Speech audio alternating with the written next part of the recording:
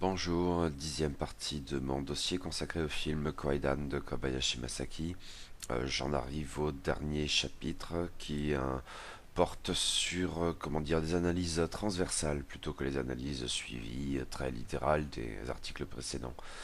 Donc l'intitulé général est un film présentationnel au service de tous les arts.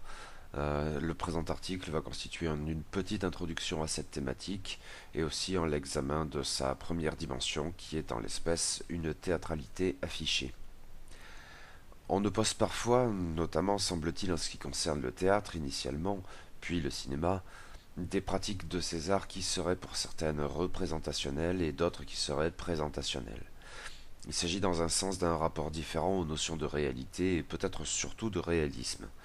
Dans une acception stricte dont l'existence même est plus que douteuse, un cinéma par exemple représentationnel aurait pour fonction de représenter la réalité telle qu'elle est, ce serait même un impératif et éventuellement un mode par défaut. Un cinéma présentationnel ne s'embarrasserait pas de ce lien avec la réalité ou peut-être entendrait plutôt susciter une réalité d'un autre ordre, éventuellement jugée supérieure, impliquant l'usage préalable d'un dispositif permettant à cet autre niveau de réalité d'exister et de faire sens. Pareille dichotomie est forcément bien trop réductrice, et l'art, quel qu'il soit, n'existe probablement qu'entre ces deux extrêmes, sur une échelle graduée offrant bien des approches intermédiaires. Cependant, cette opposition peut s'avérer instructive à la condition de la manier avec précaution, et avec davantage encore de précaution quand il s'agit de classifier les pratiques artistiques de différents pays. Dans le cinéma japonais, le critique Donald Ritchie a tenté de faire usage de cette dichotomie pour opposer le cinéma occidental et le cinéma japonais. À l'en croire, là où le cinéma occidental serait essentiellement représentationnel, le cinéma japonais serait essentiellement présentationnel, ceci en raison d'un rapport à la réalité et plus encore au réalisme différent. Pareille opposition est forcément trop réductrice et l'auteur lui-même le sait parfaitement. À titre d'exemple, il relève qu'en Occident, du temps du muet, les courants de l'expressionnisme allemand ou de l'impressionnisme français relevaient nettement d'un cinéma présentationnel. Inversement, au Japon, certains réalisateurs ont régulièrement joué d'une carte davantage représentationnelle, comme par exemple Imamura Shohei. Les contre-exemples sont bien trop nombreux. Cependant, le succès, par exemple, de l'expressionnisme allemand au Japon, notamment du cabinet du docteur Caligari de Robert Wiene, 1920, peut être analysé selon cette grille de lecture, même trop schématique, et peut-être les films d'avant-garde, notamment du temps du muet, comme par exemple Une page folle, Kurotai Peiji, de 1926, de Kinugasa Tainosuke, gagneraient-ils à être envisagés ainsi. Reste que nous avons une fameuse démonstration de ce qu'une culture cinématographique dans son ensemble ne saurait probablement pas se voir brutalement accoler un seul de ces deux qualificatifs, de représentationnel ou de présentationnel. Deux réalisateurs tous deux japonais qui racontent en principe la même histoire et qui le font de manière parfaitement antagoniste. L'adaptation de la ballade de Narayama, Narayama Buchiko, de Fukazawa Shichiro, par Kinoshita Keisuke en 1958, est on ne peut plus présentationnelle. Celle réalisée par Imamura Shohei en 1983 est on ne peut plus représentationnelle, au point où Kinoshita la qualifiait de pornographique. Et les deux films n'en sont pas moins brillants, chacun dans son registre. Car le problème, comme souvent, réside dans la généralisation. Cependant, au cas par cas, cette grille de lecture est beaucoup moins contestable. En l'espèce, et les déclarations de l'auteur lui-même vont dans ce sens, il ne fait guère de doute que Kaidan, est un film présentationnel. Tout dans son traitement s'oppose à la notion de réalisme, sinon de réalité. Le film affiche sans cesse ses dispositifs et partie de leur fonction est d'assurer, en le revendiquant, du début à la fin, le caractère non réel du métrage. C'est aussi qu'il y avait derrière le film un projet artistique de nature encyclopédique qui s'assumait en tant qu'artifice. Le film devait être l'occasion d'une célébration de tous les arts. Dès lors, employer la grille de lecture présentationnelle pour traiter du film de Kobayashi Masaki ne présente pas les difficultés insurmontables qui apparaissent bientôt quand on tente, bien trop brutalement, de ranger une culture entière, riche de sa diversité, sous une étiquette par trop commode. Nous allons donc tenter d'étudier le film de Kobayashi Masaki sous cet angle via trois approches transversales et complémentaires. La première consistera à mettre en avant la théâtralité affichée du film comme mode de son approche présentationnelle. La deuxième traitera de la manière dont Kobayashi Masaki a fait de son film un outil destiné à célébrer les arts japonais anciens comme modernes. Enfin, la troisième et dernière sortira du champ des arts purement visuels pour envisager le rôle crucial dans Kwaidan d'un autre art associé, la musique de Takemitsu Toru. qui sera en définitive une autre manière de réfléchir aux antagonismes du représentationnel et du présentationnel. La théâtralité est un mode classique du cinéma présentationnel. De fait, dans le langage courant, dire qu'une chose est théâtrale est un moyen de dire qu'elle n'est pas réaliste. La théâtralité envisagée de la sorte serait un défaut. En l'espèce, ce défaut, à en croire Donald Ritchie, a souvent été critiqué par les Occidentaux traitant du cinéma japonais. D'où en l'espèce une incompréhension mutuelle, parfois, qui paraît crédible même sans trop s'attacher à la supposée et très douteuse dichotomie opposant les deux cultures cinématographiques. Cependant, certains films, bien loin de considérer cet aspect comme un défaut, y voient une qualité à cultiver.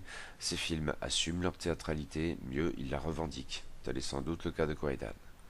Mais dans une approche plus stricte, à quoi donc la théâtralité renvoie-t-elle? De fait, pas nécessairement au théâtre à proprement parler, mais sans doute faut-il tout de même commencer par là, et en relevant d'emblée que, même de la sorte, le théâtre peut renvoyer à beaucoup de choses différentes. Dans le cas présent, on est tout naturellement porté à chercher dans la tradition théâtrale japonaise, No, Kabuki et Joruri ou Bunraku. Mais sans doute les approches plus modernes comme le Shinpa doivent-elles être envisagées également, ainsi que des influences directes du théâtre occidental. Nous avons eu l'occasion, en analysant les 4 épisodes du film, de mentionner çà et là des traits renvoyant à la tradition théâtrale japonaise. Le No a pu fournir des spectres en plusieurs occasions, mais aussi des accessoires comme le métier à tisser sur lequel s'échine la première épouse dans Les Cheveux Noirs, Kurokami. Peut-être également des postures ou des mouvements, encore que le kabuki y est peut-être tout autant sa part. La femme des neiges, Yuki Anna, comme les heike défunts du troisième segment, qui ont dans l'histoire du No fourni plus qu'à leur tour des sujets, ont régulièrement des attitudes antiréalistes qui peuvent emprunter à cette tradition théâtrale, qui a pu également avoir une influence sous-jacente concernant la lenteur étudiée du métrage. Par contraste, les deux serviteurs pleutres et naïfs de l'histoire de Hoichi sans oreille, Miminashi Hoichi no Hanashi, peuvent faire penser au Kyogen visant à relâcher la tension entre deux no éprouvants. D'une certaine manière, c'est justement là leur fonction, et ils peuvent constituer des avatars bienvenus de Taro Kaja et de ses semblables. Toutefois, au regard des traditions théâtrales du Japon, le kabuki a probablement eu une influence plus marquée car bien plus frontale et récurrente. L'outrance de certains costumes et surtout du maquillage renvoie sans doute à ce registre théâtral dont elle constitue une partie des effets spéciaux, pour le coup repris tel quel. Chaque épisode fait appel à des maquillages élaborés qui n'ont absolument rien de réaliste, bien au contraire. Le samouraï volage qui subit un vieillissement accéléré dans la première histoire, la femme des neiges et sa victime dans la deuxième, Hoichi lui-même mais aussi presque tous les heike défunts dans la troisième histoire, enfin Kannai et l'auteur dans la dernière. Les postures et les gestes des Taira et des Minamoto s'affrontant à Dan no Ura, dans l'histoire de Hoichi sans oreille, sont pour le moins théâtrales, même si leurs combats peuvent aussi évoquer les danses les plus furieuses du No, celles des guerriers et des démons. Mentionnons aussi un autre trait caractéristique du kabuki, la pose ou mie, cette manière qu'ont les acteurs de garder un instant une posture signifiante pour en accroître la puissance émotionnelle. Plusieurs des personnages ici ont de ces poses, la femme des neiges notamment, certains des guerriers de Dan no Ura, et d'abord le fugue no Ritsune, etc. Notons qu'ici le cinéma use d'un procédé qui lui est propre pour fournir un effet éventuellement similaire, l'arrêt sur image. Si celui qui conclut les cheveux noirs ne semble pas vraiment correspondre, c'est bien plus probablement le cas en ce qui concerne la fausse mort des 3 fantômes guerriers au service de Shikibu Heinai dans un bol de thé, Chawa no Naka. Mais cet usage est à n'en pas douter ironique. Mais la théâtralité peut prendre bien d'autres formes. Une capitale dans ce film saute aux yeux, le choix de tourner en intérieur avec des décors peints et le fait que ces décors soient tous sauf réalistes. Les cas les plus marqués, on l'a vu, se trouvent dans le deuxième segment, La Femme des Neiges, mais le premier et surtout le troisième épisode en font également un usage appuyé.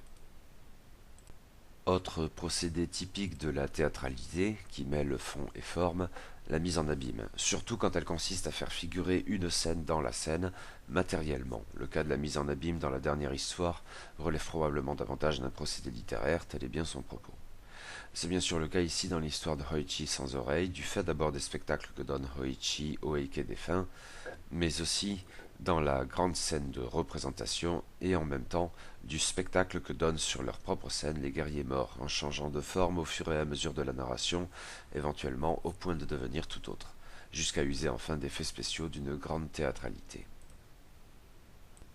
Peut-être d'ailleurs faudrait-il mentionner également ici certains effets spéciaux du film qui font la transition entre le théâtre, le kabuki prisait semble-t-il ce genre de trucage, et le cinéma, comme les feux follets du troisième épisode, ou les effets de transparence qui affectent des personnages dans les trois derniers récits, mais surtout là encore dans l'histoire de Hoichi sans oreille.